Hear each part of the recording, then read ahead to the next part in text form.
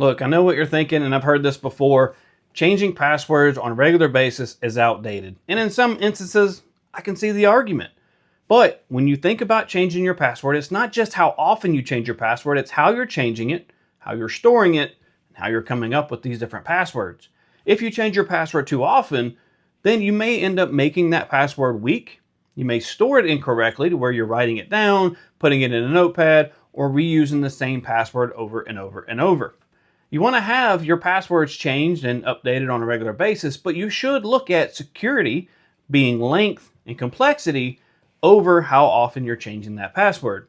Changing your password every 90 days has been the standard for many years, and many folks still subscribe to that notion. That's okay in some instances, but when you do change your passwords and you have several passwords or several accounts, you're not using single sign-on, and you have a different password for each account, and you have an individual password you have to remember, if you're having to change all of those every 90 days, that's where it gets a little murky, and that's where it gets a little dangerous to where the same password is going to be used over and over, and they're going to be used incorrectly. You should look at how you can secure it on a long-term basis. Password managers are a great notion to do this and a great tool to use to make sure you have a unique password for each account. You don't have to remember each one of them, and it's stored in a secured and encrypted location. But you should look at what works best for you. What works best for a small organization could be changing every 90 days, but it also could be changing every 6 months, depending how long that password should be.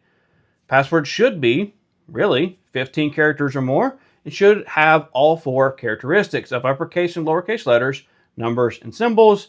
And that way you have a long, strong password, and they should be unique to each account, and they should be updated as often as you need them to be, depending on your particular situation and your circumstance. And it's not just a one-size-fits-all for everyone, but just make sure they're strong, they're secure, and they're complex to where bad actors can't easily guess them and gain access.